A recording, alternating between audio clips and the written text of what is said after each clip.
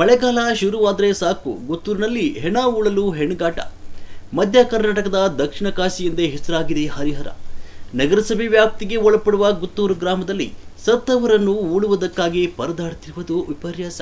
ಅಂತ್ಯ ಸಂಸ್ಕಾರಕ್ಕೆ ಬಂದ ಬಂಧುಗಳು ಗ್ರಾಮಸ್ಥರು ಇಲ್ಲಿನ ಪರಿಸ್ಥಿತಿಯಿಂದ ಬೇಸತ್ತು ನಗರಸಭೆಗೆ ಹಿಡಿಶಾಪ ಆಗ್ತಿರುವ ದೃಶ್ಯ ಸಾಮಾನ್ಯವಾಗಿದೆ.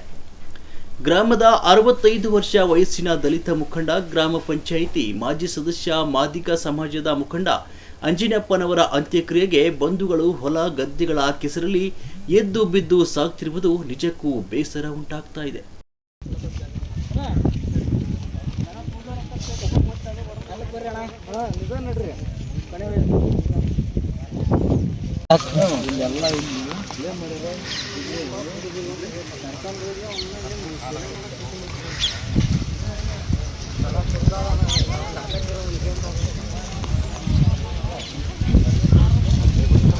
ಅಣ್ಣಪ್ಪ ಅಜ್ಜಿರ್ ಇಲ್ಲಿನ ಪರಿಸ್ಥಿತಿ ಕುರಿತು ಮಾತನಾಡಿ, ಗುತ್ತೂರು ದಲಿತ ಜನಾಂಗಕ್ಕೆ ರುದ್ರಭೂಮಿ ಒದಗಿಸಿಕೊಡಿ ಅಂತ ರಾಜ್ಯಪಾಲರು, ಮುಖ್ಯಮಂತ್ರಿಗಳು, ಜಿಲ್ಲಾಧಿಕಾರಿಗಳು, ತಹಸೀಲ್ದಾರ್, ನಗರಸಭೆ ಆಯುಕ್ತರಿಗೆ ಪತ್ರಗಳ ಮುಖೇನ ಮನವಿ ಮಾಡಿಕೊಂಡು 1 ವರ್ಷದಿಂದ ಅಲೆದಾಡ್ತಿದ್ದೇವೆ. ಅಧಿಕಾರಿಗಳು ಕುಂಟು ನೆಪಗಳನ್ನು ಹೇಳಿಕೊಂಡು ಸಮಯ ಕಳ್ತಾ ಇದ್ದಾರೆ ಹೊರತು ಈ ಸಮಸ್ಯೆಗೆ ಮುಕ್ತಿ ಯಾವಾಗ ಎನ್ನುವುದನ್ನು ಮಾತ್ರ ಹೇಳ್ತಾ ಇಲ್ಲ.